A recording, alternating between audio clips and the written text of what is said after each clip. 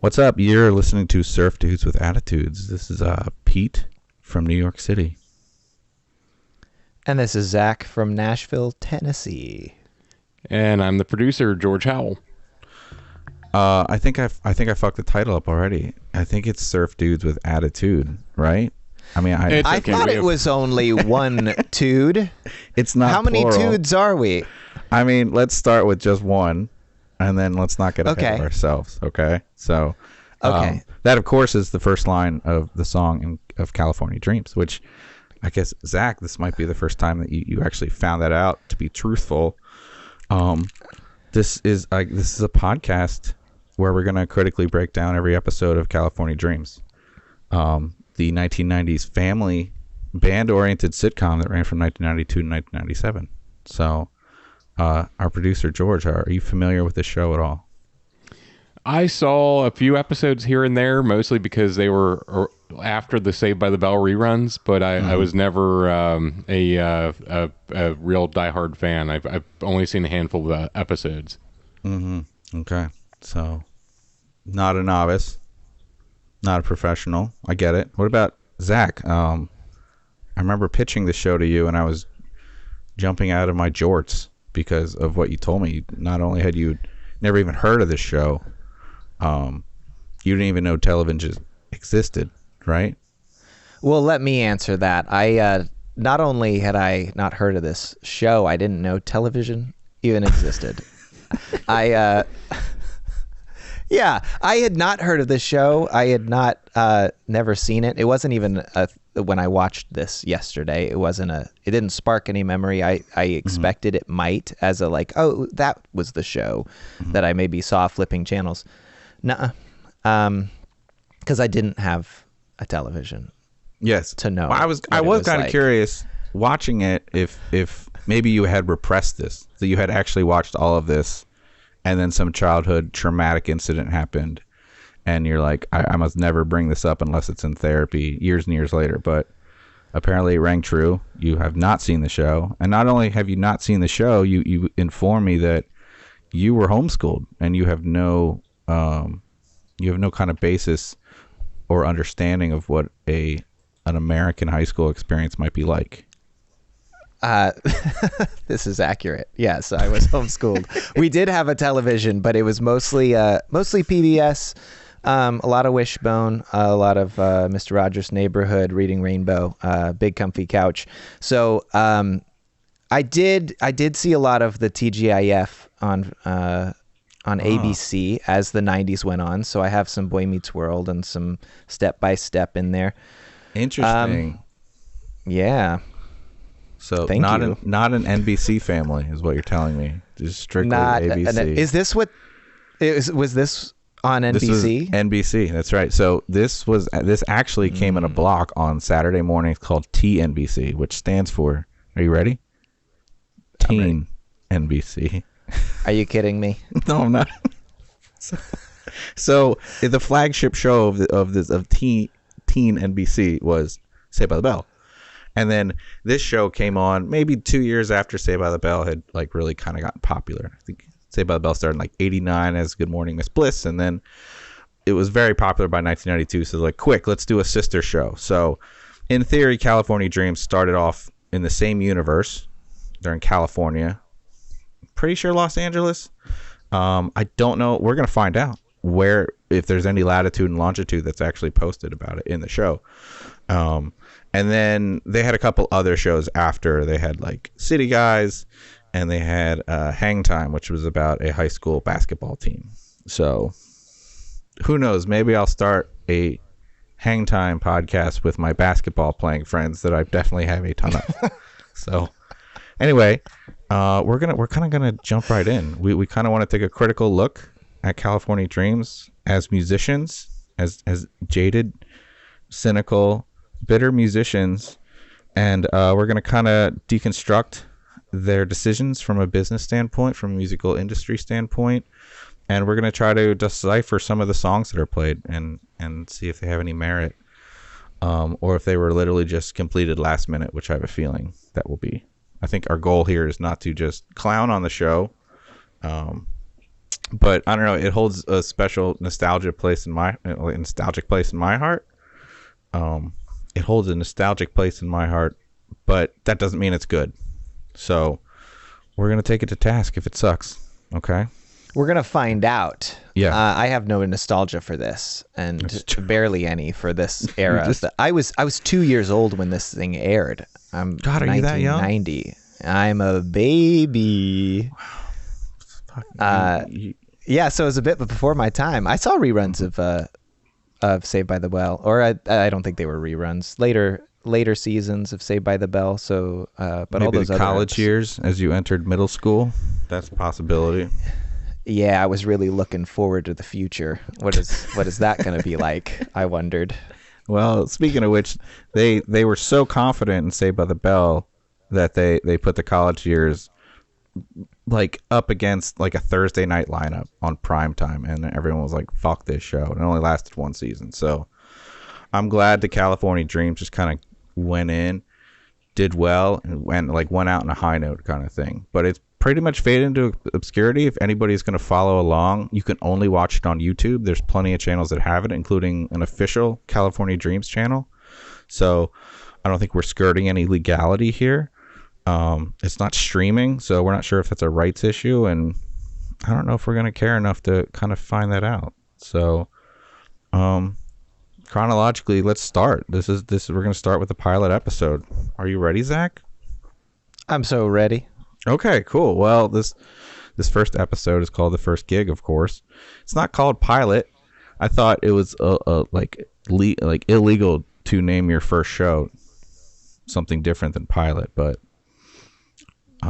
this show just is badass when it gets the grain in a lot of ways. So this first air date was September 12th, 1992. So you would have been, what, 4 years old, Zach?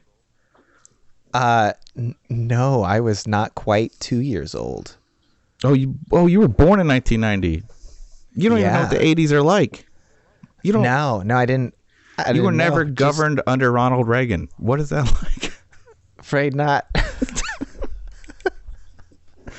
Okay, so we open up on the breakfast table with the Garrison family. Now, I have told Zach very little about the show because I kind of want like a fresh take and his genuine reaction to it. But this show was started to be much like Good Morning Miss Bliss, was totally about something else when it first started. It was about the Garrison family and how their son and daughter were in a band together, and that's it. But basically, by mid-second season, it looks nothing like this.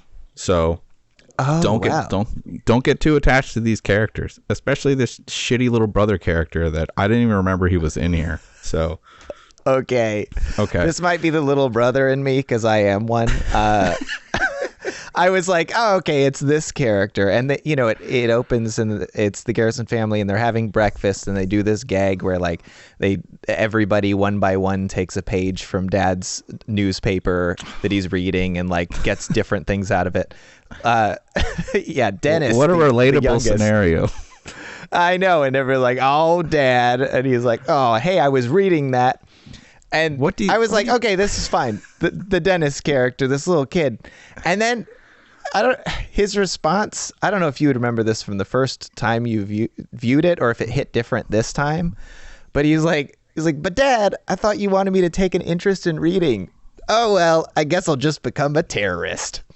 Oh, yes. The terrorist joke did not age well whatsoever. But, I think this was actually around the Gulf War, so like maybe he was just like super woke and he was progressive, and that's what he was thinking about. He was probably wearing a yellow ribbon. Now, you would have been too young, but we had to wear yellow ribbons to school in support of the Gulf War.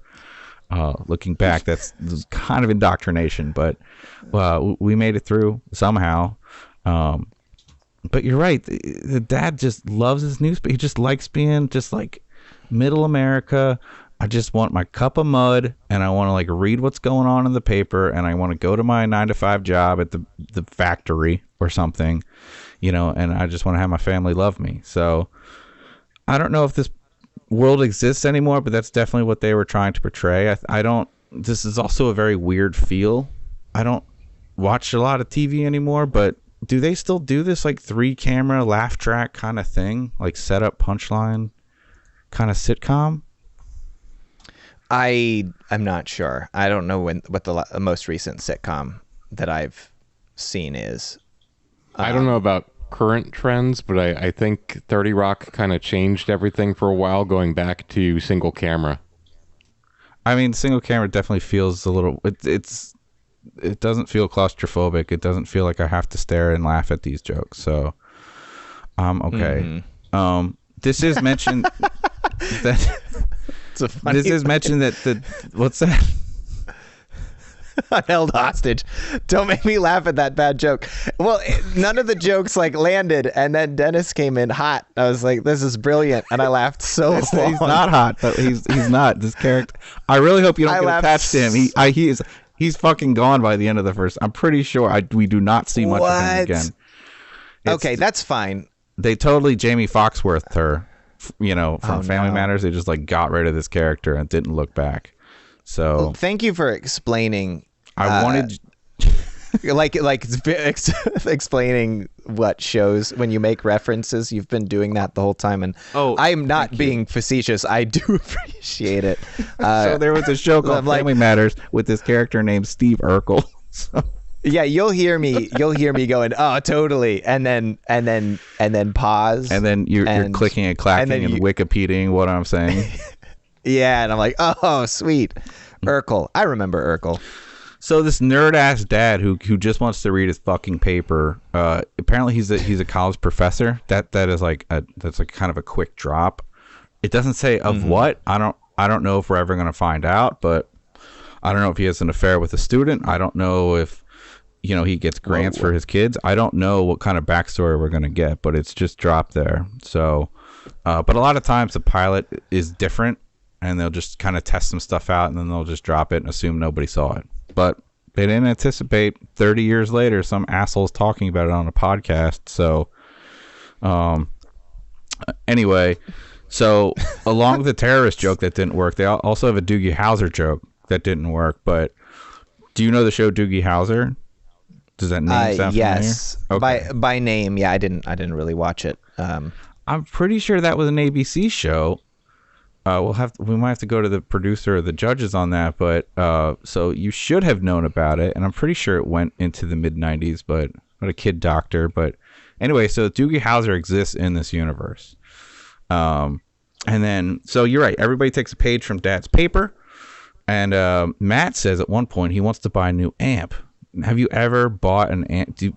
Is this the thing? I guess you could buy stuff from the paper back then, like before we had Craigslist and Facebook Marketplace and creepy yard sales. I guess you could buy like a guitar amp from a paper. Would that be in the classifieds? And you like circle it and then send it back in. I guess so. You'd have to call the person like a psycho. I don't know. This is such a like. This is. This is a knowledge that's so specifically in between. Like we sound young to not know that, and this is such an old show that we're definitely old. Well, to you're be a doing millennial, this. so you don't know shit about fuck. So are you not a millennial? How old are you? I'm called an elder millennial. So excuse me. The Xennials, as we're called, are born between 78 and 83 or something. It's different depending who you talk to, and I just want to feel valid and have a sense of entitlement. So that's my age range. Yeah, I'm unquestionably millennial. I'm in the middle, regardless of who you ask. Well, so they're sitting around the table. And Matt says something like he's asking his sister Jenny, who looks 45 years old, if she wants to rehearse that day.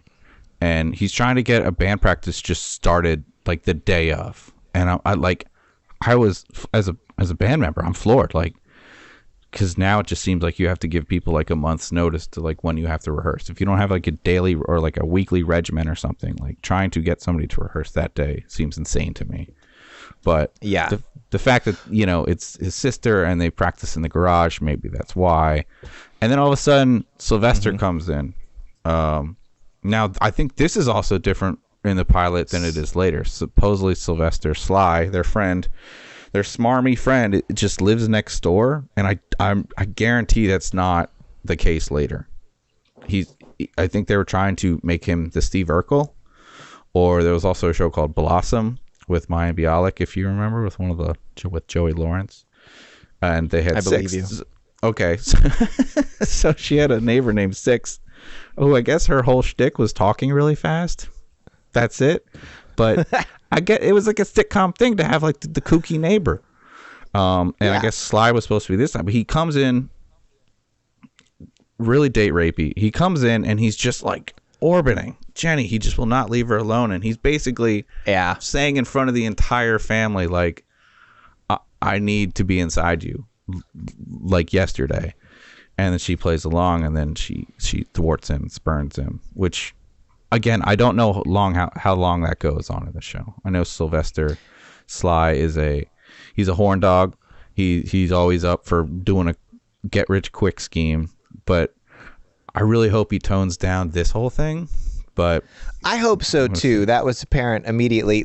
Also, what always kind of struck me about certain 90s shows and movies, growing up the way that I did, homeschooled and such, the brazen attitudes, the way that children spoke not only to parents but around parents was always surprising. Like, yes. I wouldn't dare be overly friendly even to a girl that I had a crush on around her parents in high school. Now, most of the people that I interacted with in high school and in school were also homeschoolers, and all of the dads were scary, like on purpose, like to a problematic degree, but like it was, religious purity culture. But the way that Sly just like rolls in talking very openly about how what a horn dog he is. Yeah, there's a damning sense. It's shocking. It's like familiarity is just off the charts here. Like he's almost done it so normal? much that they're like, "Oh, Sly, calm down." And like, what time is it right now? Is it like 7:15 a.m. and he's just like primed and ready to go? I also had that question because they're like, "All right, we're going," and like, I don't know if they take all the papers and the dad is just like, "Brr," he starts reading the cereal box or something. So, but then they go to Sharky's, is this is the morning, right? So they're at a restaurant. Yeah, that looks because Sly says the early bird gets the babe, and they're like, hell yeah, and then they go to Sharky's. Which I have never grown up in California, but I don't know if it's true. I don't know, to get the best babes, you go to a fast food surf themed restaurant at 7 a.m. because they're still serving breakfast at this time. It's a little gross. Sorry, go ahead. Well, like, because a lot of the best surfing happens at sunrise. I also did not grow up in California, but I'm wondering, because that happened. Like they greet their various friends who are there, and like, I mean, that's basically what I'm drawing I've seen from Point here. Break. All right, that sounds right. I mean, the waves are just superb. And Tiffany, their friend, comes in just from the surf. That's true. Where her hair is completely dry. I'm not going to throw shade on the wardrobe and costume department, but it could have been like a little damp. Okay, so we have our first discrepancy. Okay, so I have a question. Yeah, the continuity flaw. Is this a Saturday? Or is this a school day? Is this during the summer? Why would you be getting up like this early? Summer. Okay, then maybe it's not 7 a.m. Maybe they had a late breakfast. I don't know. But either way, Tony is working. And Tony, there's our friend, and he plays drums in the band. And as we said, Tiffany is there, and she plays bass in the band. And Matt sees this as an opportunity to get the whole band together for rehearsal.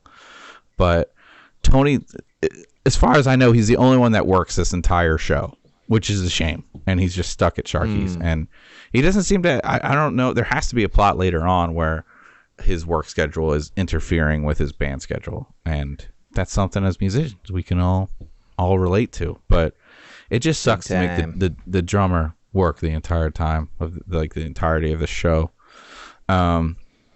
Anyway, but I mean, I'm not saying he's a saint, because he's also sexually harassing all the women that work there too, which I guess is just, that's what you do on teen NBC. You just, you go for panty raids, you cast a very wide net, you see which babes you can get on your little fish hook, I guess, right? I was 2 years old. I don't know. I don't know. Early word gets the babe, dude. All right. So Sly is sitting at this table, and he's pining for this. He wants to manage the band, and I guess this comes out later, so it's not much of a spoiler. But this band has been around. They have been playing for 2 years together, and they have not had a show. Oh wow. Yes, it's kind of like a line thrown in later. Yes, it's a line that's Tony casually says later. Well, he says it emphatically because, as you see in this episode, they have to decide which show they're going to play or if they're going to ditch their first gig. But he's like, we've been playing almost daily every day for the last 2 years. We have to take this gig kind of thing. And I'm like, whoa, okay, so maybe that does make sense. Like, I really want to have a rehearsal today, but you play every day for 2 years. What is missing one day of rehearsal really gonna do? I don't know. It was strange, but I guess this is just a way for the pilot to introduce all the characters. So, and it should just be mentioned before we leave this scene that in the pilot, the band's name is the California Dreams. Later in the show, it is just shortened to the Dreams. I noticed that it was California Dreams because you had mentioned that that they changed it to just the Dreams. We're gonna find out if that's we're gonna find out if that's just like a nickname. It's like, if they're really into brevity out there, because it's like when Panic at the Disco dropped the exclamation mark and it was a big deal. This is California Dreams did You're it right. first. That saves a lot of time overall.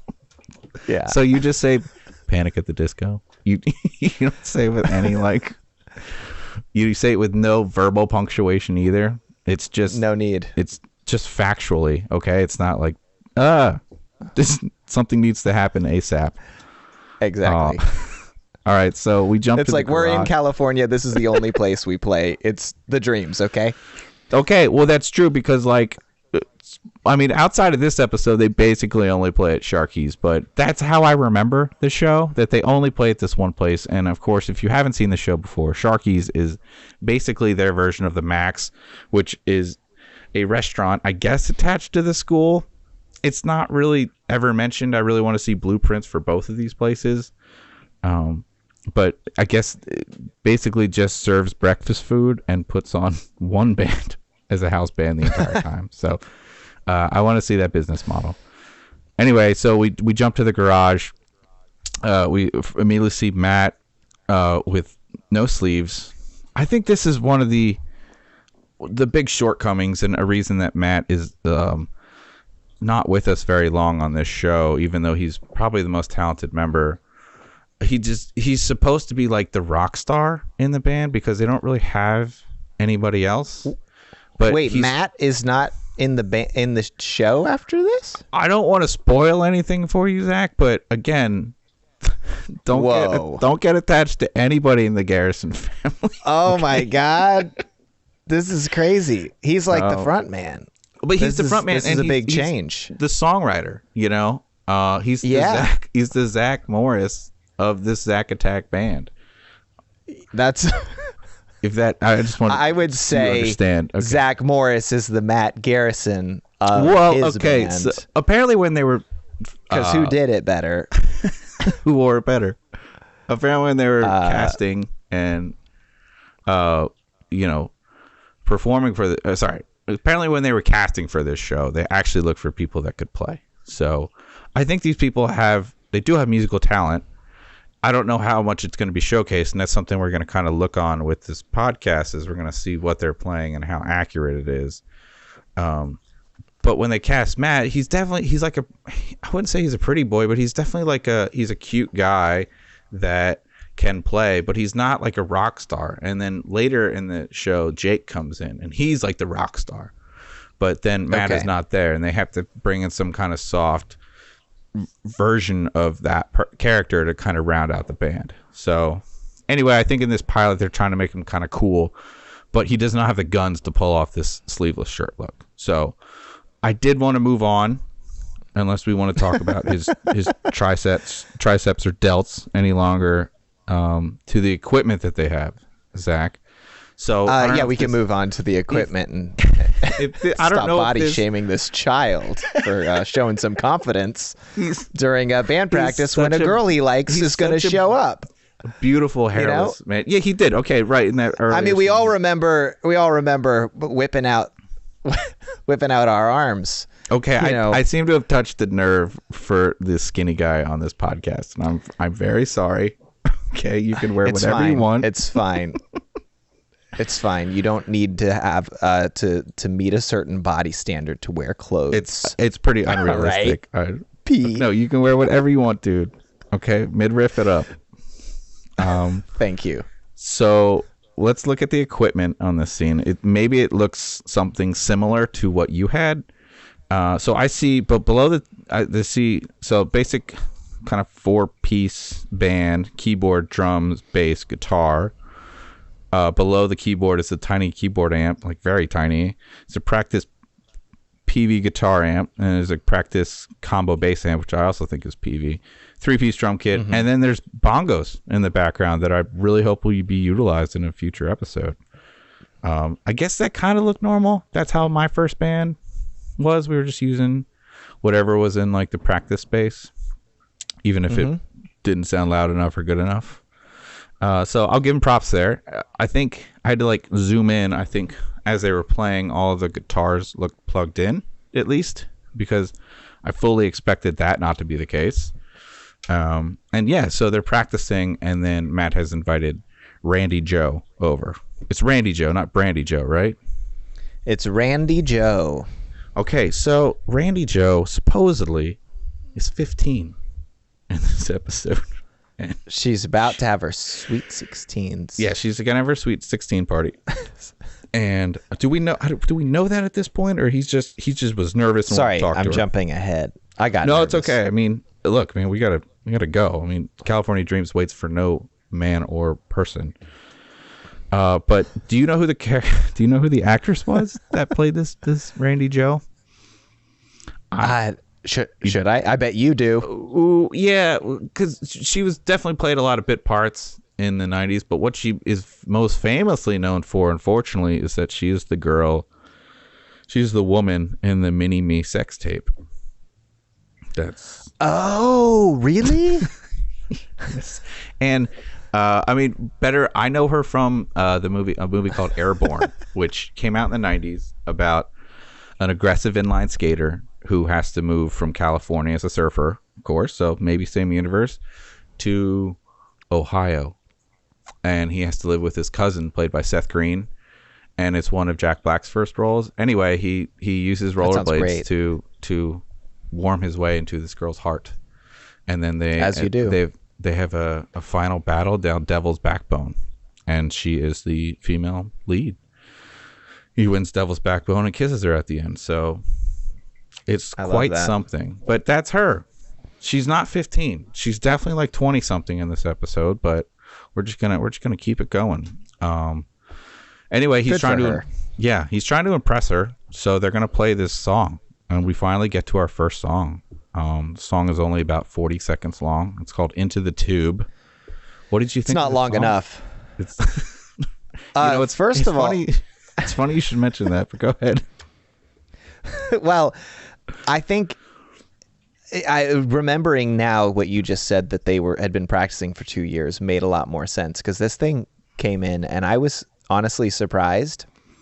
Like, it slaps you in the face with some very tight harmonies. It is, and it's mixed so well too. I mean, it just jumps right in and it doesn't stop. I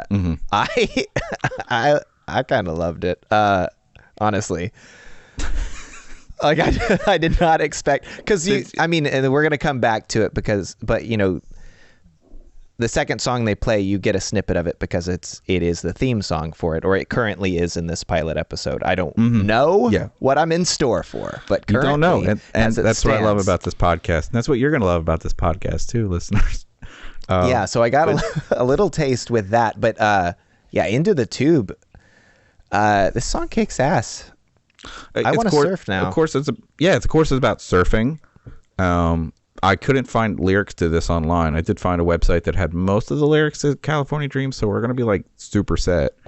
But Sick. I did on the official California Dreams web YouTube page. They have the entire version of this song. It's 3 minutes and 42 seconds long. I about fell off my ottoman listening to it, because what we see in the show, they literally just jump into the first chorus and they only play the first chorus and the second verse, and that's it. To the point that when they stop, the actor playing Sly looks surprised. He's like, oh, it's already. Here's my cue. He did. He was clapping, and then he's like, or he was like air drumming, and then he just He was like, yo, you love this band.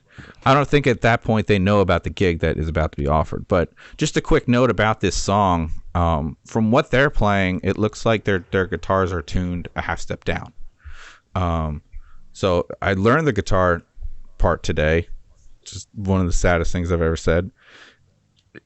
I think their guitar, as I'm playing it now, I was tuned to 440.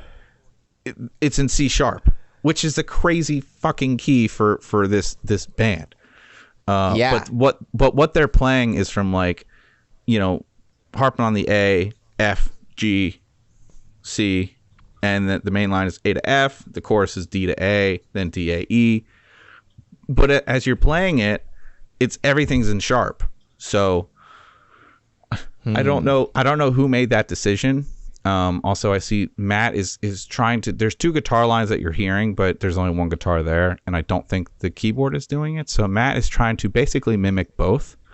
But what he's playing, it does not actually match up, which is something that if you're going to be a Patreon subscriber, we're going to actually like play what he plays, no matter how bad it sounds.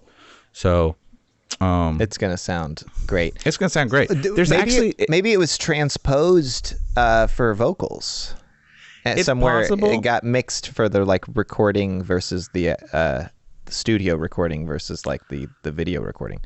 It's odd. I couldn't see what the keyboard was playing because she was too far back, but the bass and the guitar, they're definitely playing it in like first position stuff. So, but as I tried to play it, I was like, it's a whole half step off. So are they cool enough to like tune down their guitars? Are they Nirvana? Is this what was who was popular? doing that in 92?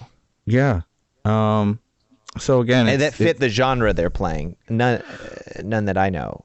In the song, that doesn't mean they don't exist. It's about surfing all day and surfing all night, and that's like all that's important, Anyway, as I was listening a little more, there's actually like some cool bass riffs in the extended version, but if I listen closely, and I don't want to say it's kind of like a Seinfeld thing where I think the bass is all synth.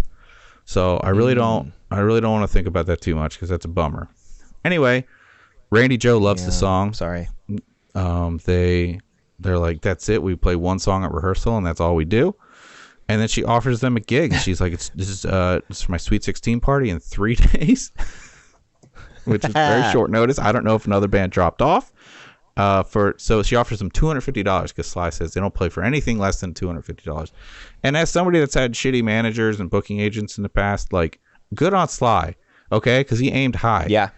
And she's like, $250, fine. Basically, like they lowballed her, and they're like, fuck. And I don't know if this ever happened to you, where like somebody has asked you how much it would cost to play, and you kind of have to size them up really quickly, and you should throw out a number, and they're like, oh yeah, sure, easy. And then you're like, the rest of the day, like, fuck. I should have shot higher, because they probably would have at least like gone down a little more. So anyway, I feel like I've countered and become try to become offensive now, but I don't with high. I'm like Sly now, without the aggression. Sly. Yeah. With smaller arms, but you are definitely Sly. Who's got smaller arms? So anyway, according to my inflation calculator, $250 today is $533.90. So that's actually not a bad gig, especially when you live at home with your parents and you have no bills to pay. That would be great.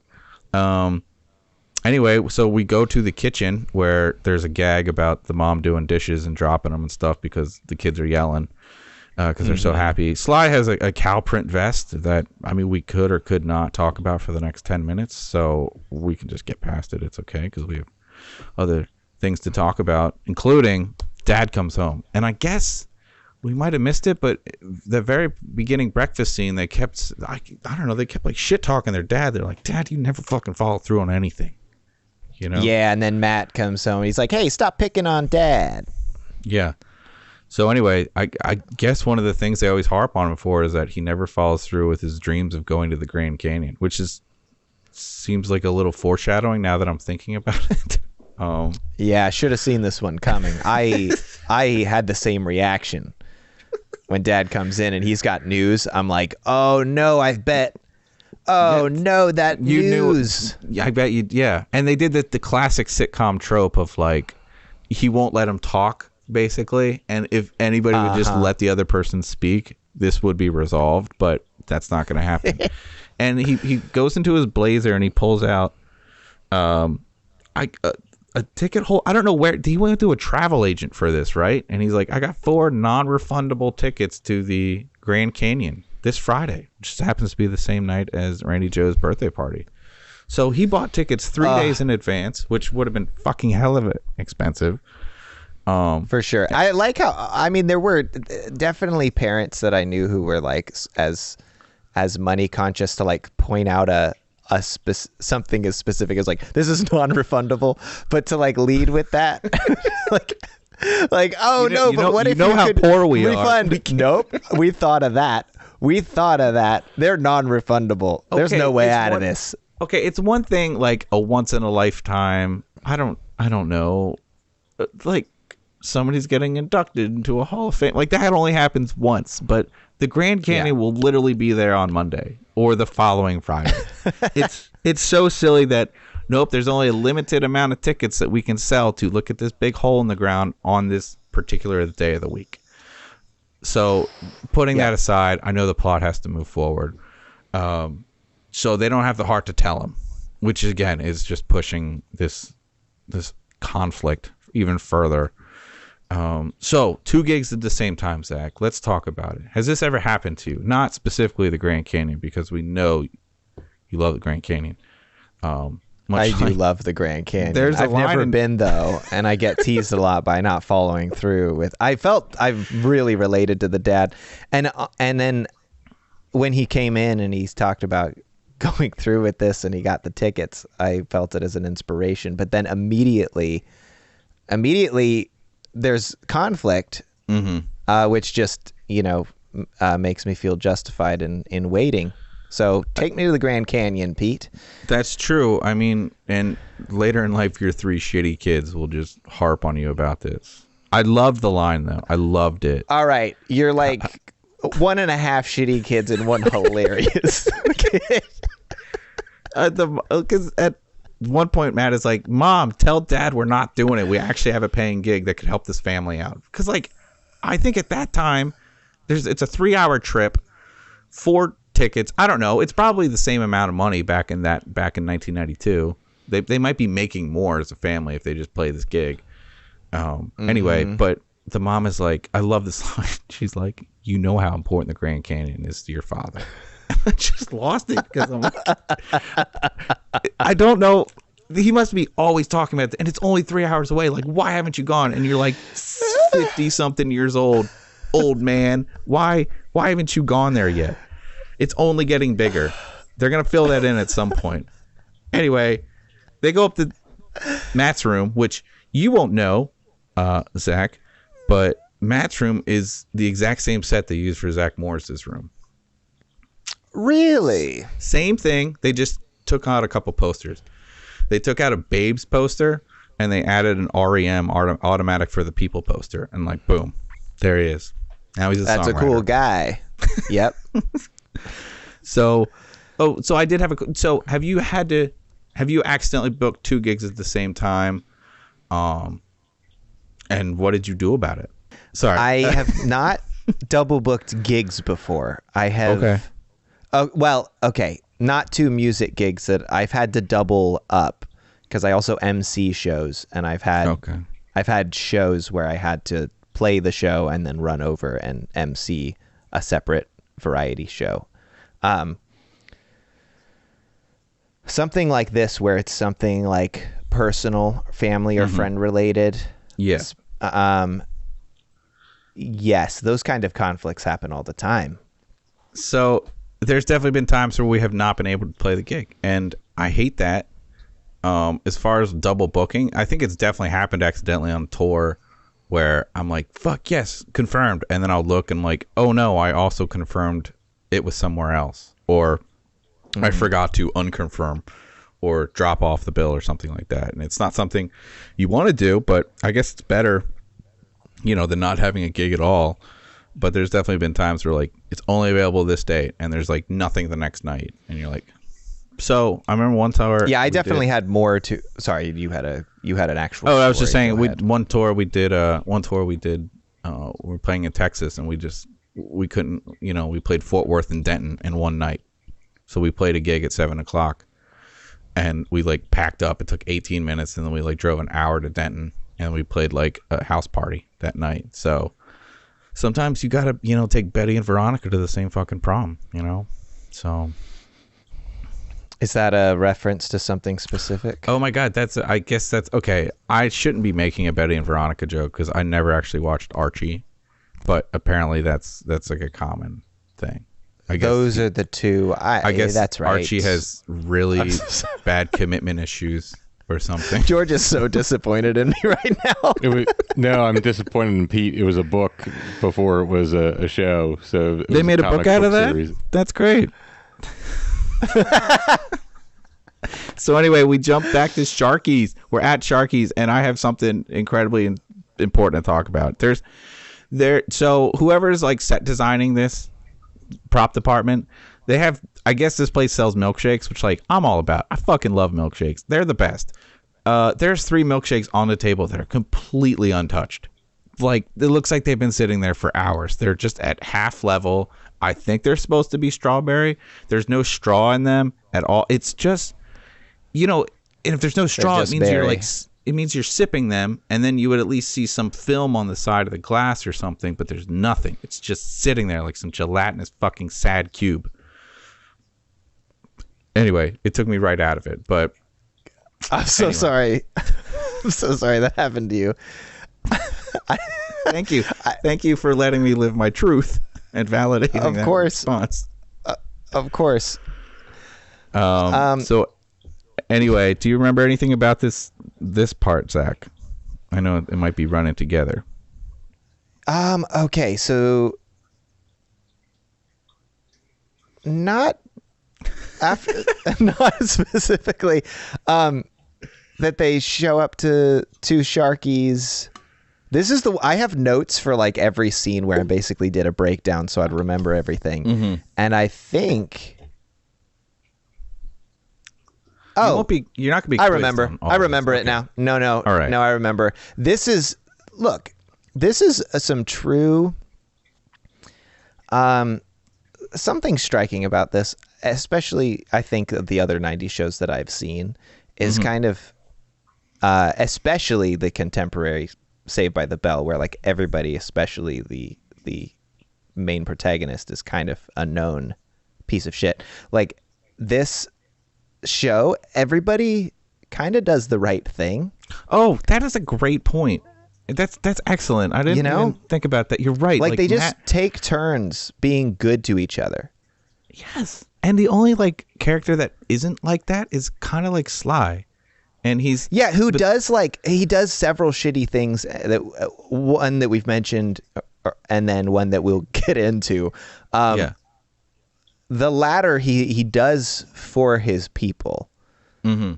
Oh yeah, he's a loyal fucking lapdog. He will, he'll lie down in traffic for you basically. And when it comes down to it, he did get this band $250 gig. Whether they play the gig or not, you're gonna have to stay tuned to find out. But you're right. That's true. Whereas like Sly is basically on the same level as Zach Morris, and Zach Morris is the hero of the other show. So yeah, like don't even like that's where the bar is set. And so this show, it's like, you're right. They're all kind of goody two shoes about it. Everyone has feelings and stuff. And even when Jake comes in later, like he's the bad boy rocker. But even then, he's like a pussycat. Like he's not a bad guy. That's good to know. Nobody's That's bad. good to know. I'm starting to get endeared by these folks. Well, because I might have these wrong in my notes, but before they get to Sharky, they do actually tell Dad that they have the gig. They finally get up the nerve. I think yes, he does tell them, and then the dad leaves.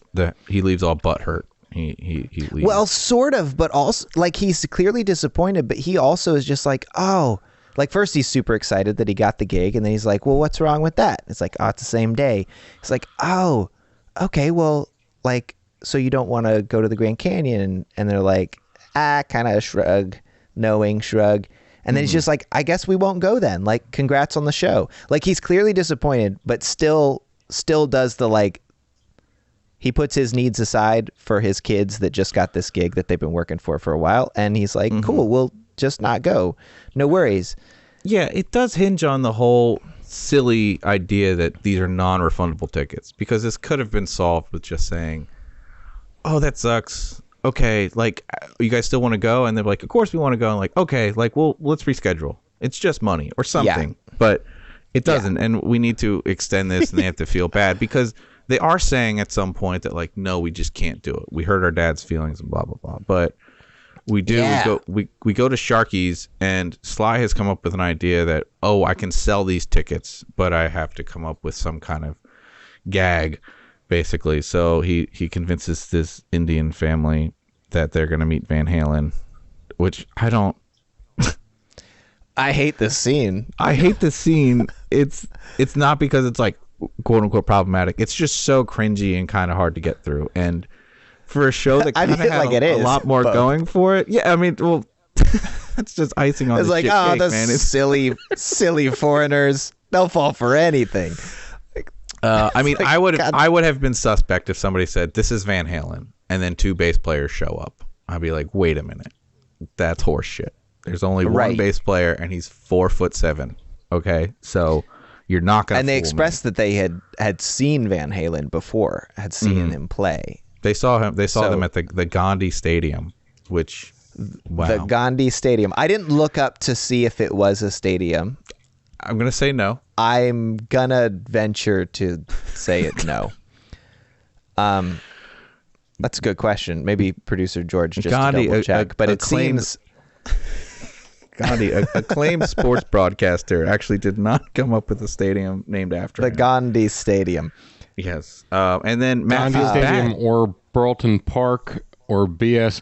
Betty Stadium is located in the city of Jalandhar, Punjab. Fuck you! It's a real thing. Wow. That's great. I thought they were just being racist. Are we racist now? I mean, I don't know what happened. They were definitely being racist, but I guess they for sure were. They didn't have the internet back then, so they would have had to get like an Encyclopedia Britannica out to like check, like, oh, there's a Gandhi Stadium. I guess this joke works. Wow. Thank you. Yeah, like they made the joke first, and they're like, "Whoo! Thank goodness, it's a real place." We were gonna call it that regardless. Yeah, and then Matt again does the right thing, and he like feels bad for tricking these people, and he like takes off the wig, and he's like, nah, it's not real. And then they just think that Van Halen wears wigs. Another gag, which again, another home run like, at Gandhi Stadium. Like ooh, so it's not great. I'm glad that scene was over. It immediately jumps into the Tube song again of them playing at the birthday party. And I went back and watched that several times, but I have to watch the end of that scene every time. Like, now get out of here. Get out of here. I agree. Most of that episode had a lot going for it. Anyway, but they did it. They did the gig. They got things. So yeah, we jumped to the birthday party. Zach is right. They play the same song. I think pretty much the same verse and chorus that we heard before. When I don't get it, because they have an entire 3.5 minute song. I was like, why don't they play this? And then it kind of comes out later because of the second song they play, which we'll talk about in a second. But I just want to kind of talk about what they were wearing. Everybody's outfit looked okay, except Tony, the drummer. He was wearing like full fucking like Snow Bunny winter gear. Like, that's not a comfortable thing for a drummer to play with. They're already dealing with swamp ass, and they have to have like a full range of motion. I don't think, and it's California, so it's definitely not cold there. I didn't understand that. And speaking of weird, the colors were nice. I mean, he's a sharp dresser throughout the whole show, Absolutely. so you don't have to worry about that. He is in for the entirety, and he's always looking fucking snaz. That's great news. Speaking of silly dressers, their dad comes in looking like fucking Indiana Jones, and it's not referenced whatsoever. Did you notice that? I don't know how. Well, he's like, "Hey, looking great, Dad." And he does give him a compliment at his dress. So they kind of make a nod to it, but I was used to this because like having parties that whole families were invited to. That was normal growing up in our homeschool group because everybody knew each other and everybody was kind of friends with each other's parents. Like everybody, it seemed odd and out of place in this setting to be like Sweet 16 and be like, hey, since this is our first gig, can my parents and little brother come? They're a little annoying, but we all love each other. And she's like, obviously, like, was that a normal thing for people's parents to show up at 16? Like, yeah, I would say so. That was still, I mean, that still happens to this day where it's like, can we just bring this person in? That'll be our plus one. But I guess because supposedly everybody's 15 or 16 years old, like they don't all have their licenses, so somebody has to. That would make them. sense. I think because they I did look see some like they're adults old. there. It's throwing me off. I mean, they were all kind of adults. Like everybody in the scene is over 18, except the shitty kid that you have so much affection for some reason. But I just. We'll get through it. Maybe I'm wrong, and I blocked out that he's had an entire centric episode just about him, and it shows what he goes through as being the overlooked kid in the family. Like he doesn't have any musical talent, but he's like an excellent artist, and maybe that comes out later that his parents finally see his like beautiful Italian realist drawings that he'd been hiding from everybody because he didn't think anybody would like them. I'm just saying we should write a spec strip for this show. I hope so. Let's for those of you subscribed to our Patreon, you can get this is one of the perks that you can get. You're gonna get erotic fan fiction about California Dreams. That's what's gonna happen. It's true. So they take a break. I think they're like, we're gonna take 5. Oh yeah, they're like, we played one song. We gotta take a break now. And sometimes I play one song on tour and I'm like, I'm done. I would like a break too. I would like give me 5 minutes, please. I gotta talk to my dad. But but then they come back on for one song, which would make this an encore. And that's like the nerdiest shit ever. If you're like, oh, we're gonna take a little break and we're gonna come back for one song because that is what is customary. I mean, I guess this place has a curfew. It looks like they rented this place out, so they have to strike the whole place, and they want to get their deposit back, so they have to clean up. So they come back for this encore, and what do we get? We get a fucking director's cut of the theme song. We get an extended intro. It's a full fucking 3 minutes. I was not expecting that. And Matt has said, I wrote this specifically for this event, which means 3 days ago. So that's awesome. The hullabaloo, and that was even taking in a day to decide whether they were going to play the gig. So basically, he wrote this fucking song in 48 hours. This guy, I don't know if you ever did this. We, my first few shows in high school, we definitely pulled that. Like where we just got too excited about it, and then we got inspired to write something. So during practice, we'd like write a new song and be like, well, it's tomorrow, but this sounds just as good as the rest, which probably speaks more to the caliber of musicians we were at the time, but not in. I mean, it all sounded bad, is what I'm saying. I know. Something we create. It didn't sound like a brag. Spot. Don't worry. Okay, thank goodness. I would never. So yeah, we did that a couple of times. It's a fully sussed out song, though. And I mean, and it didn't have a fully produced music video on top of it. That was it did have a pretty yeah, that's stellar. crazy. It did so That was insane. what I guess this is for the audience and it's introducing us, but let's just look at the cold hard facts of this. This is a song called California Dreams by the California Dreams. This is kind of like the Black Sabbath on the Black Sabbath album by the band Black Sabbath. It's so much like that. It is. And they're like, I guess this is what we're gonna have to either start or end every single show with this, even though, and do they say like, this is for Randy Joe every time, and then everybody just thinks that Randy Joe has died a horrific young death, and they just have to Which she might. play this in her mind. She doesn't come back. We never see her again in this She series. never comes back? No. Okay. Not until the Mini-Me sex tape. That makes sense. So we didn't see the whole show, but we saw them play 1 1/4 song. So how long do you think that they played? Like, how long would you play at a Sweet 16 party? 16 years old. How long of a set can you have had? You practice every day for 2 years. How many songs can you bust out? If you're busting out a song every 48 hours, that could be a fucking marathon set you could play. Yeah, big time. I mean, yeah, I think so. Yeah, I was in a couple of bands, but it was mostly one band, and we just changed the name and a couple of members here and there throughout high school. And we lived far enough away from each other that we didn't get to practice a ton, and there was delegation issues in writing. Mm-hmm. So, I mean, for us, not many. By the time I started the band I'm currently in with my sister, we were practicing just about every day, and it was like we were living together, so it was easy to what we saw at the beginning where he's just like, hey sis, let's practice today. Like that definitely did happen at that time for me. I don't know, 30 minutes. Yeah, 30 minutes sounds right. It sounds like, because that's all probably like a shitty. I'm not saying your Partridge Family band was bad or anything, Zach, but 30 minutes is basically what we can, as parents and the chaperones of said events, could really put up with.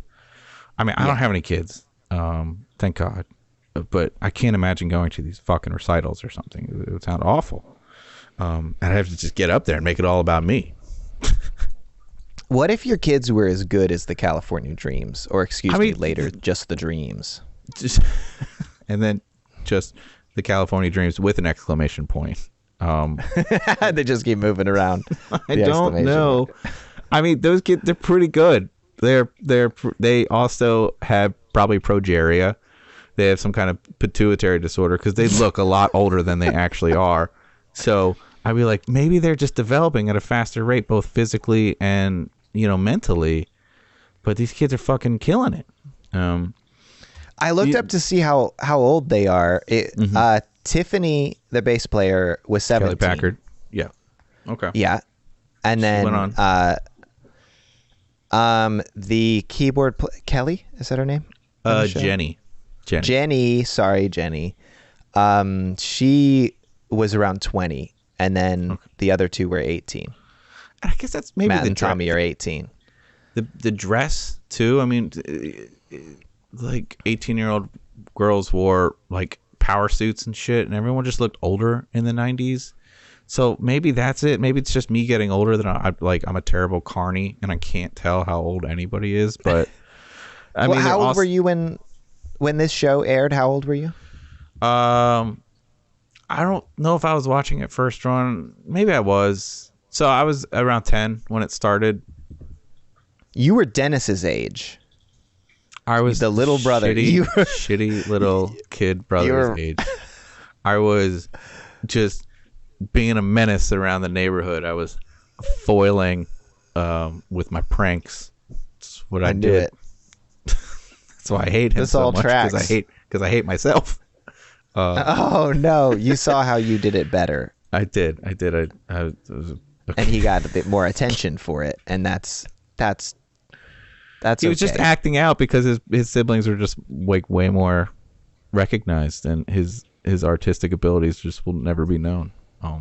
Anyway. Hey, again, being a little brother with like 6 and 10 years difference, with my older siblings. It just keeps getting more layered with how you grew up. It's just I can feel. Yeah, I had an older sister and brother, like the Matt and Jenny in this show. That's crazy. But I'm not saying that I relate most to Dennis. Just the family dynamic happening. Is his name actually currently Dennis, or are you just calling him like Dennis the Menace? His name is actually Dennis. Oh, no, it is? I looked it up. Yeah. His name is Dennis. Wow. Like Ryan O'Neal, I think. I wrote the name of characters actor. down so I could talk about it, and I just wrote shitty little brother. I did not know his Oh, name because was you're Dennis. like, he's going to leave before the end of this season. I mean, I'm It's fine. sorry he is. It's fine. So is Jenny sticks around? Is the Garrison family just they all die? Do they die at the Grand Canyon? We never see them. Jenny is only in for 16 episodes, and there's 13 episodes to a season. So I will let you do the math there. Matt is in until the end of the second season.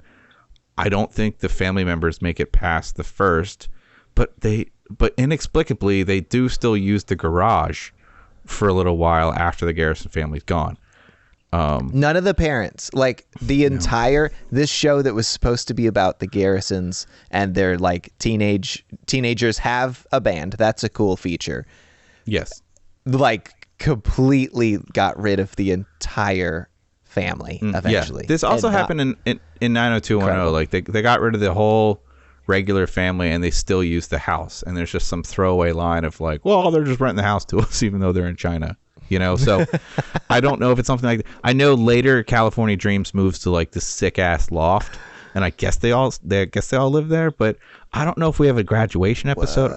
They still definitely have school episodes. So we're gonna have to wait and see what this trajectory is like, and if we have a bunch of orphan kids that have started a band. I know Matt's cousin comes in, Mark, and he's just basically a stand-in for Matt, and I don't want to spoil anything, but I met Mark a couple of weeks ago at the California Dreams reunion, which I'll be talking about exclusively on our Patreon page. I went and I met the entire cast and I watched them play these songs, and I have so much to talk about, which we'll get to. But as of right now, we're going to end the first pilot episode of California Dreams with them asking Sly to be their manager. So I have a question for you, Zach. Exciting stuff. Does Sly get 10% of that 250? And is that his rate? Ooh, I mean, I feel like smarmy. He would ask for more, I think, right? He's going to definitely ask for more. Yeah, for sure. And they wouldn't have even made 250 without him, so he'll justify it with something like that because it's true. They would, because they were like, when he's like, this band doesn't do anything for less than 250. Then he learned his lesson. You know, they were all like Sly, and they like tried to stop him, like, oh, Sly, don't be rude. And then she was just like, Randy Joe's like, that's cool. She's a rich kid. That's what I have a lot of money. Is no object to her. So he's gonna get more, and they have no idea what percentage is fair. They don't. They didn't say it, but I'm gonna assume he's gonna ask for 15%. And the fact that they're only playing Sharky's pretty much the rest of the series, I don't know how much Sharky's is paying. And plus, I think there'd be a conflict of interest because Tony works at Sharky's. I'm not sure if he's on the clock while he's playing. These are all questions that we're gonna answer. Finder's fee on Sharky's. You know what? I'm gonna say, just judging by how kind and caring everybody is, I'm gonna say, unless there's more members that get added, but currently there are 4 musicians plus Sly, the manager. I think Matt's gonna suggest, hey, I think we all get an even cut, and they all get 20%, including Sly. Oh, I think he's gonna try to be fair, and I think he's gonna Sly is gonna be like, oh, I get half, and then they're gonna be like, no, low ball, you know. I could see that argument. That should have been the final gag, I think. Like, I was really surprised because he's all money grubbing, and that's his whole thing. He should have been like, so 50% then, and then they're like Sly, and then it's a freeze frame. That's how I would have ended it, but nobody asked us, which we're gonna write that wrong. You know what? I think we should add this as little features of the show. ways we would have ended the episode. Yeah. Or like ways we would have, jokes we would have made in place of that. I mean, because we're keeping in Gandhi Stadium and the terrorist joke, of course, because you got gold, you don't fuck with it. Absolutely. We would definitely update some of these things. Anyway, what did you think of this episode? This is your first full episode of this show. This is me revisiting it. I haven't watched it in about 15 years. And then before that was probably when I was a kid. So looking at it with adult eyes and then fresh eyes for you, what do you think? That first episode. Are you excited to continue?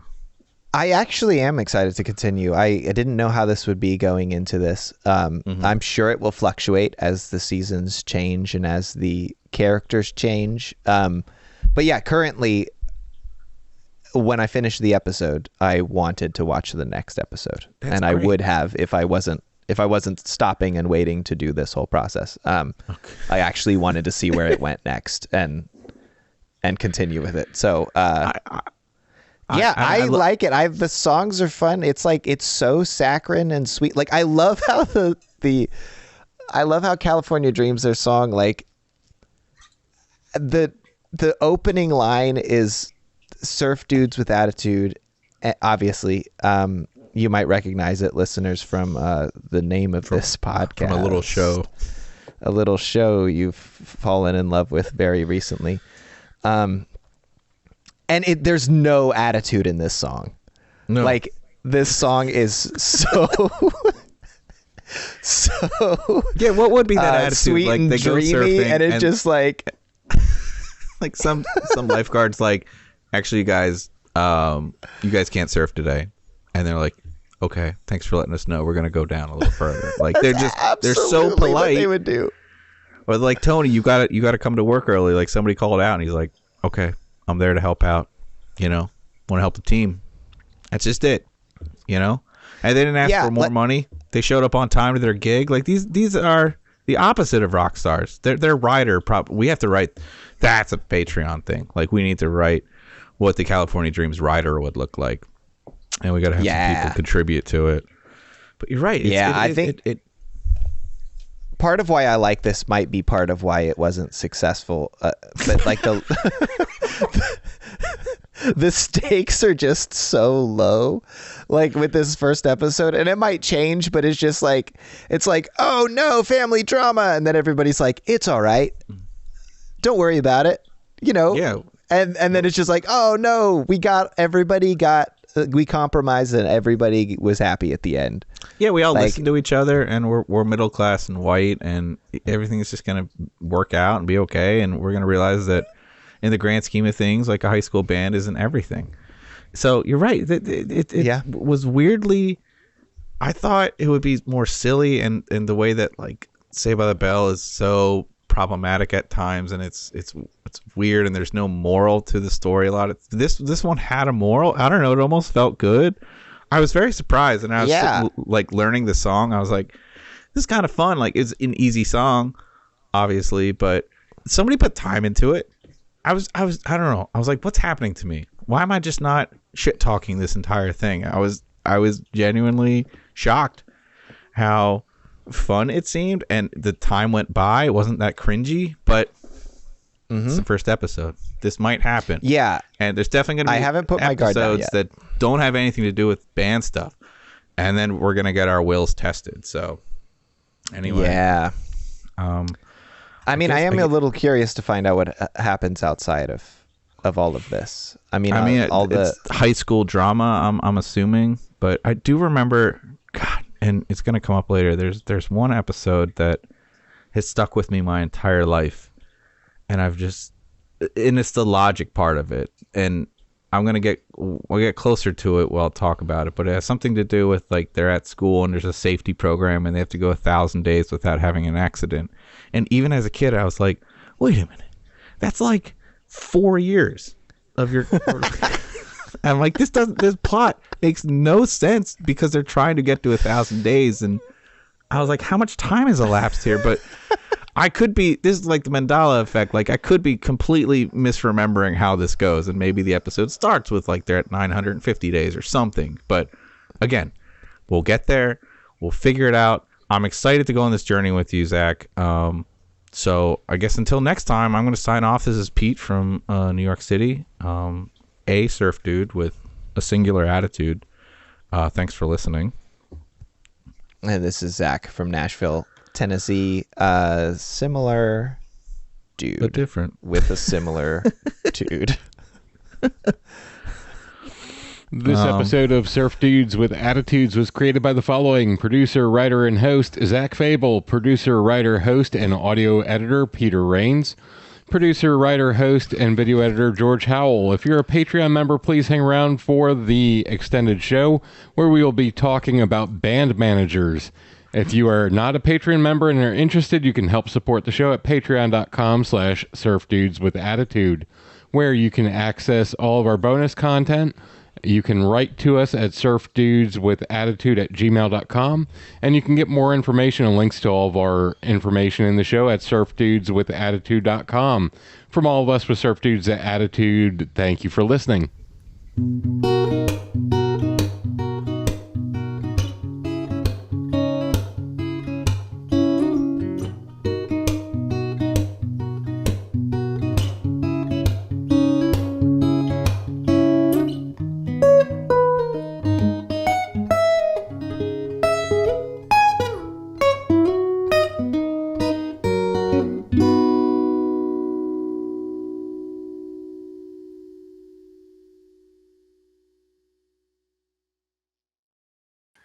So the question that I have is, what experience do you guys have with, well, first, before we get into that, what were your guys' first gigs?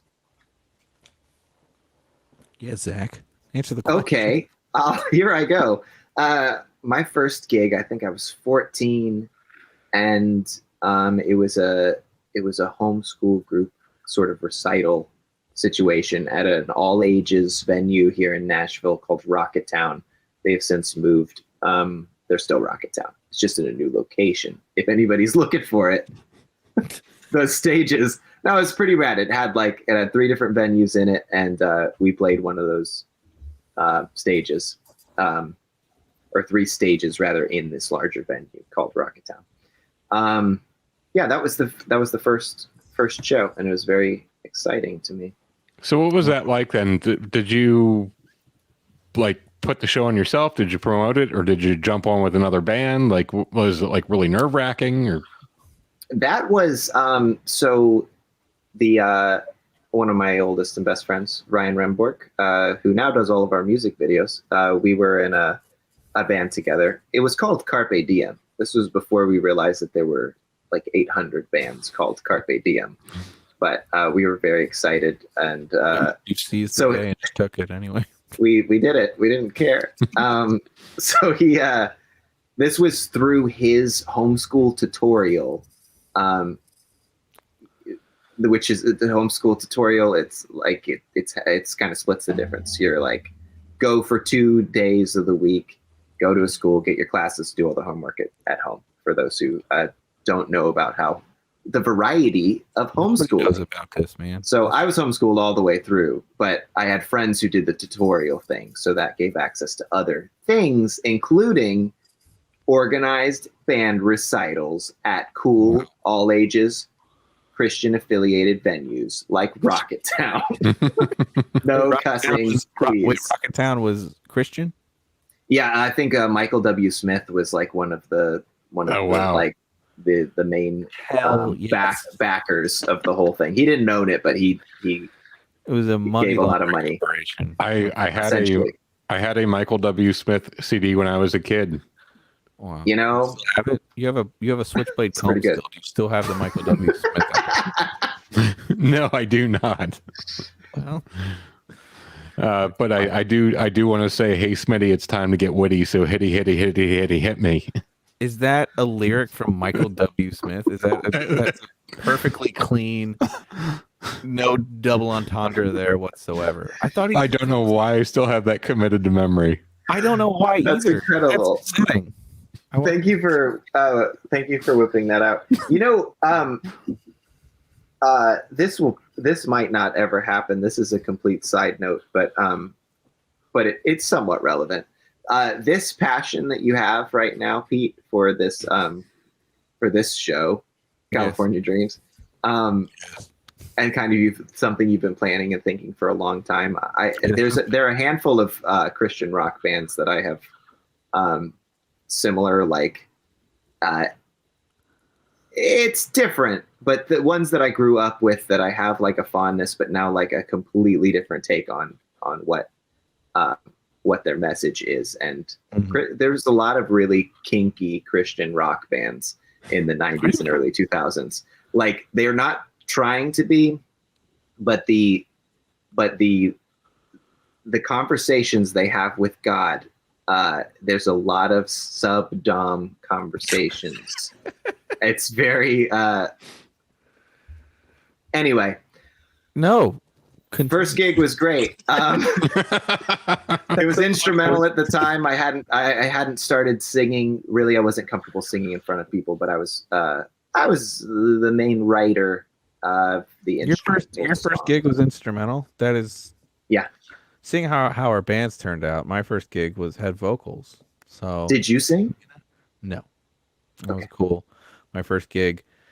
I mean, I'm gonna say that my first gig, my first performance was a 7th grade or 8th grade talent show, and I played guitar with another kid in my class, and we played Bank Shot by Operation Ivy, and then some dumb blues song, and we just played to the kids in our class basically. But my mom snuck in after her work day working as a nurse, and she watched me play. But then I guess the first like band gig was at a 9th grade Battle of the Bands, which maybe we'll talk about next week, because next week's episode is about a Battle of the Bands. That was like a full band 20-25 minute set or something like that. So like that would be like my first official one. And I do remember being very nervous because I was like, I know everyone just sees me as this like dirty punk kid, but like I want to show them that I actually have talent, you know. And I guess I've been chasing that dragon ever since. So neither of you played Randy Joe's birthday party. It was all like I've never played Sweet 16. I don't think. No, I almost played it, so it doesn't count. I don't know. I'll make it really brief because it, you know. But there was a band that was playing a birthday party. This girl that I liked in youth group that I went to, and like her friends were needed a guitarist, and we're like, yeah, we're doing this, and these are the songs we're doing. And it fell through. They didn't follow through. But I was excited. What songs did you learn that you didn't even get to play live? No, it wasn't. I didn't get to the learning part of it. Okay. It was just the conversation, and we talked on the phone with the guy, and these were like cool, edgy public schoolers that cussed and stuff. And I was like, oh my God, I'm gonna play a rock show. I'm gonna play at a teen public school birthday party. No parents allowed. You're going to play some POD and Switchfoot is what you're telling me. This, I think it would have been some early emo stuff. So just probably Switchfoot would have been close there, but a little past POD, only by a couple of years. Yeah. All right. So that's like Fall Out Boy. And yeah. So the pseudo-Christian. In this episode, Matt's dad buys them tickets to go to the Grand Canyon, and they have a conflict between, do I play a show or do we do the family vacation? Does stuff like that come up in bands all the time? What do you do to balance, family or friendship with your music? Because you guys have jobs that play nights and weekends. I mean, I think if it was me in this situation, I would take the gig every time. And that's probably why I am the way I am. Yeah. And emotionally distant at times, because I'm just like, I sometimes think as silly of a conflict as it might seem, I'm always like, this could be the one gig that gets us the signing, or the right person sees it, stuff like that. And later, as you grow up, you realize that it's not that gig. It's probably not going to be that gig, but anybody in my life would understand if I got like a good gig offer. I'm going to take the gig, So, I mean, I've never been to the Grand Canyon for this exact reason. That's true. I'm just worried Yeah. I'm gonna get a gig the same day. What if you do? You know? I don't want to think about what I'd do. Yeah, I think yeah, similar. It's most of the people in my life kind of know that the band and music schedule sort of comes first. I have gotten better in recent years of sort of learning and setting some boundaries with the band schedule that I make. Like it's a prison of my own making, but like For sure. but yeah, deciding like, okay, this is a personal thing that could happen, or I could take this gig, and you know, it doesn't always have to be the gig. 9 times out of 10, it is going to be the gig. If this was the Grand Canyon, this would be tough. I'm glad I've never been up against that. Your dad will understand. Like you can't get that Yeah. gig back. Like you or a family member, or a girlfriend, or a boyfriend, or whatever. Like they'll be mad for a little while, but they'll eventually understand, kind of thing. Well, I would think a dad wouldn't just buy non-refundable tickets for 3 days later most of the time. But How important the Grand Canyon is to that father. I don't. See. No, I don't. I don't know why they haven't filled that thing in yet. So the other part of this episode is all about band managers. Sly wants to be their band manager.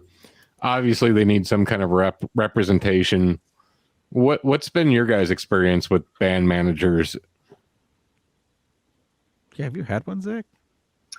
Yes, we had one for a couple of years that was sort of a friend turned band manager, sort of in a similar situation. And Did he try to date your sister? No, fortunately, no. I think that's why we didn't have a band manager. My sister had to leave the band for us to get a band manager because everybody else who wanted to be a manager also wanted to date her. So, yeah, it didn't. It went fine till it didn't. You know, there was it didn't go great at the end of it, and it was very unfortunate. But yeah, it can be rough. It can be all of the cliches, Mm-hmm.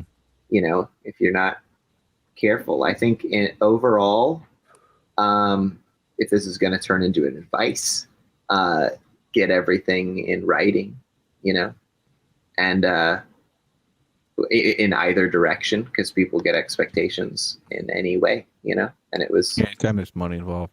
100%. yeah. I mean, it was always okay that we're not a band that makes a lot of money, and that was always okay until it wasn't, and then it was like this was never, we never promised anything we couldn't deliver on, and we always gave what we were capable of, and this was always a part of it. So what are you gonna do? Yeah. It's funny. That's usually why there's stipulations and there's usually an incentive for like a manager or a booking agent to get a good gig, because they only get paid basically from the gig. You know, like they don't take merch sales, they don't do any like other ad revenue or anything like that, but they just get like, you get like a $5,000 gig and they're going to get 10 to 15% of that. And so like it incentivizes them to do a good job and not fuck around. So Yeah. I mean, this seems, obviously this is a sitcom, and Sly, I guess, wants to get into this profession because he sees it as like a money making scheme. It's not for the love of music. Like he pushes this band because I guess he believes in them, but he really just wants money. I don't see that happening anymore. Like this 1992 was, you know, the last vestige of, you know, powerful record labels, band managers making a shitload of money. But now no kid is going to want to get into this profession because they're like, this is a fucking thankless job. I don't want it, you know? And we've had a couple run-ins with managers over the years, but never somebody solid on paper, even though we should. I would really like a manager, but it's really 50-50 split. I've had just as many people emphatically say, do not ever get a manager. You don't need it. You know, get a booking agent instead. It's really funny that you bring up that this is 1992 and it's the last like big, powerful time and management, because in a lot of ways you're right, because the CD came in and it was super cheap to make copies, and it changed music completely. Like that's what made grunge take off, and it did start eroding away at the power that the record labels and the establishment had.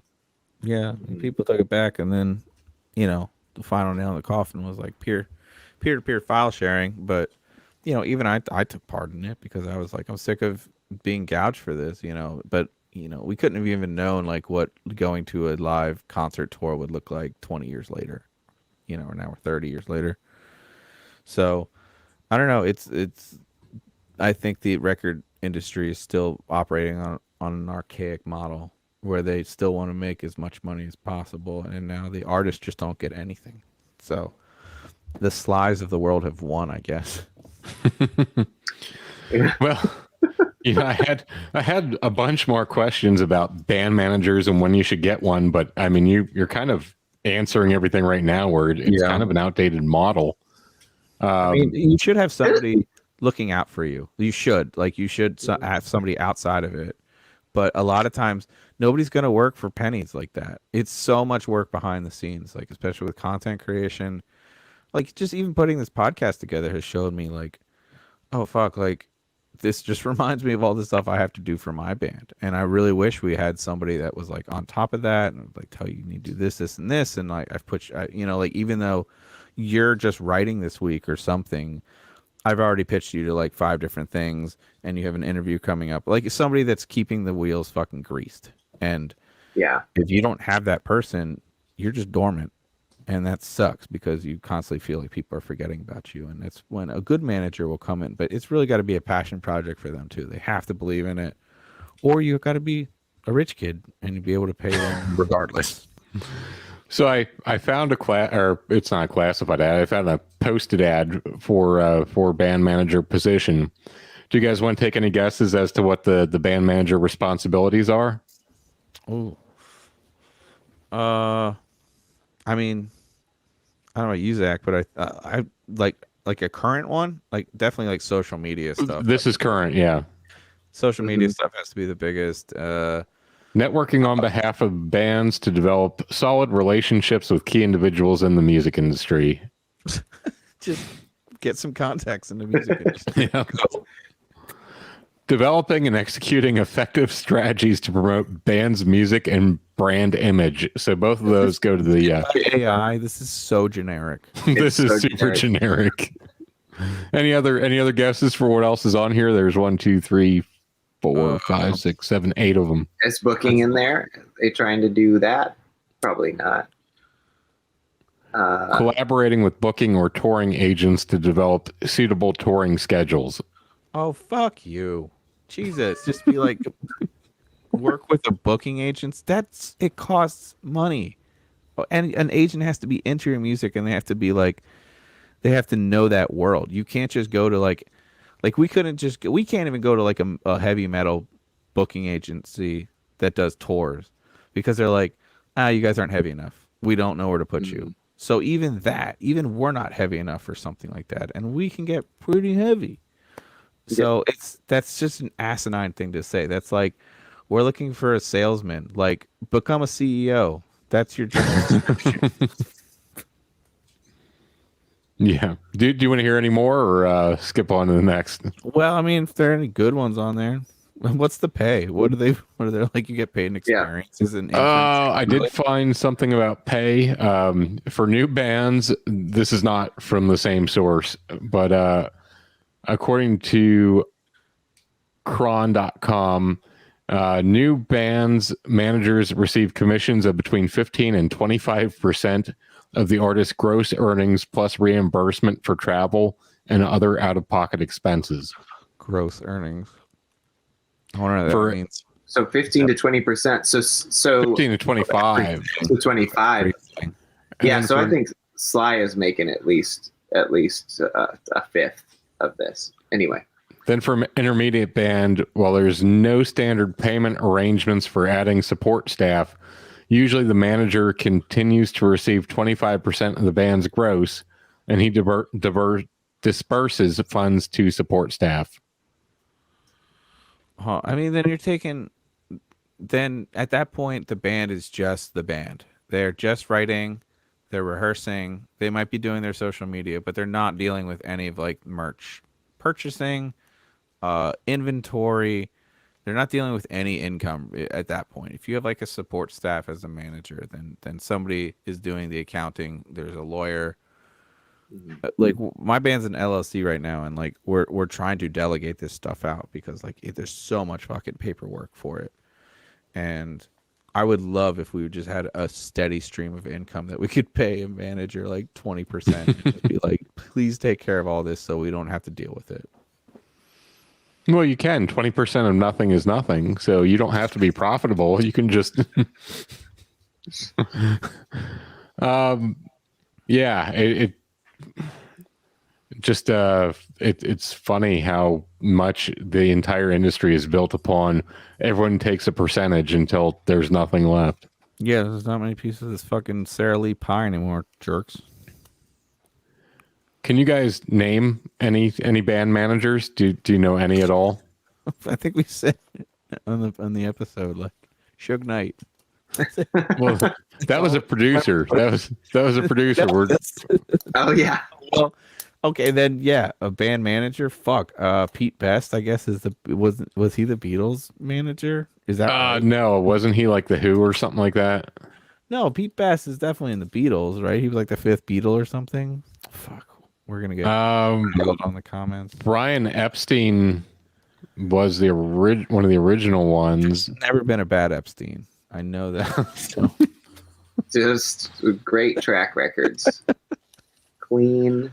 No, yeah. You Titles. only know about managers because of the ones that have been shit talked and they're terrible. Yeah. Like the Backstreet Boys one that was like a pedophile, and yeah, like Queen famously hated their manager and wrote Death on Two Legs about him.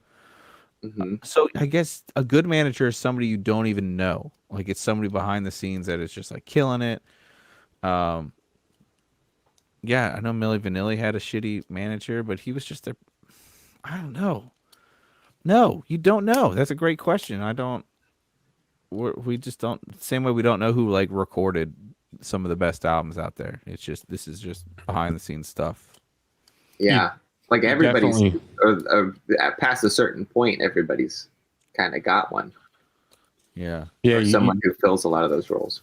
you definitely only hear about the bad ones, like when the Stones got ripped off by their manager or stuff like that. Mm-hmm. Do you want to hear job interview questions that you're supposed to ask a band manager? So this would be us asking, basically, like you Right. would for us. Okay. Yeah, let's hear it real quick. What do we need to get ready to ask? Do you guys want to try and answer them, like if you were a band manager? I don't. Zach, you don't look ready for this interview. Come on, I'm gonna interview you guys to be my band manager. Oh yeah, we'll do it. All right. First one to Zach. Okay. How would you go about securing a record deal for a new band? Are you guys any good? Doesn't matter. I can. Doesn't matter if you're good. Hire me. I get you a record deal. Doesn't matter how. You're joking, but that's basically what they do. It's just all Yeah. bullshit. They just blow smoke until the right person buys it. So the purpose of that question is supposed to demonstrate the candidate's industry knowledge, negotiation skills, and experience. I think I was pretty convincing. I don't know. You didn't name drop one person that you knew. Rick Springfield is not your uncle. Second question to Pete. Okay. How would you deal with an irrational and impulsive band member? Oh, well. Are you going to dump a Gatorade cooler of ice water on top of them? I would have a backup ready, but I would give them like a stern talking to. But before I gave them a stern talking to, if they had a diva meltdown, then I would have a sub ready, and I would use that having a sub ready as incentive for them to not to like quit fucking around. Because have I had to do that? Yes, I've had to do that. Yeah. That is supposed to demonstrate the candidate's communication and problem-solving skills. Good job, Pete. Thank That was you. great, Pete. So, Zach, Yes. what would you do if a single band member was unhappy about a decision you were about to make on behalf of a band? Did our old band members write these questions still? Yeah, this I took a poll. I got your black books and I called every one of them. this is you know what? This is something where I'd get it in writing. You can always refer back to that. I say that, I've been anyway, I'll answer that. What's the question again? What would you do if a single band member was unhappy about a decision you were about to make on behalf of the band? Only one of them is bummed about it. I don't know. What's their favorite ice cream? Average. If you're in a ska band that's like 1/8 of your band is unhappy with you, that I could fucking live with that. That's not bad. Like, everybody's going to be a little unhappy, or somebody is going to be a little unhappy a little bit of the time. Yes. Even best case scenario, like, because everybody's got personalities and different wants and needs and everything. And it's just like, we're doing our best to make everybody at least satisfied with what they're giving versus getting in the project. But so, yeah. That question is supposed to demonstrate the candidate's communication skills, ability to handle difficult situations, and experience. Wow. Pete, how do you keep track of a band's interviews, performance, recording sessions, and tour dates? Oh, God. Well, like every other band, you have about 6 different programs that you use, and then everybody loses the passwords for half of them. And then when you go to confirm and reiterate, they're like, wait, I never heard about that date. Wait, what time are we leaving? What city are we in tomorrow? This is not projection whatsoever. I would ideally like to have one location where all this stuff is easily accessible, because not all band members are created equally when it comes to organization. So this is supposed to demonstrate the candidate's organization skills. So I would get a staff member to do it instead. That's what I would do as a manager. All right, the bonus question. How would you guys establish and maintain a trusting relationship with a new band? Like, so we're taking over as a manager. How would we? All right. Okay. Yeah. I would immediately start shit talking the people that they had fired from that band. Oh, that's amazing. Yeah. Because yeah, you're so much better off with that drummer. That he sucked. He was stinky. I heard. He smelled. I heard. Right. How about you, Zach? How do you start establish and maintain a trusting relationship with a new band? Yeah, hang out, get to know them as folks, get to know what their likes and interests. Remember those things so you can ask questions. And your sideburns sharp, pronounced. Yeah, you want to make sure that you're aerodynamic. So any hard-hitting conversations, you just cut right through. You just swoop and drive out of there. So not that any of the questions were answered poorly, but I would have to go with Pete for the band manager on this one. Right. Oh, interesting. Ironically, I think Zach is a way better band manager than I'll ever be. So I don't. Maybe I'm just better at shit talking. And yeah, he didn't give me any pillow talk. He didn't tell me anything I wanted to hear. Oh, I didn't know. What did you want to hear? That you're the best band ever. Yeah. You know what? I think you're not the best band ever, but I think with time, you could be. You're gonna play that Sweet 16 party, and you're gonna play that. That's right. Yeah, I think you want to leave them striving for something. Not the best band yet, but you're so close. It's right there. You're on the cusp. It's so close. All right, you guys want to talk about some blunders by band managers, or you guys want to wrap it up? I think we should wrap it up. I think that was a nice end. Sounds Yeah. good. Well, thank you everyone for listening. Thank you for supporting the show and being Patreon members. We really appreciate it. All of your support makes the show possible. And thank you, and we'll talk to you next week. Oh yeah.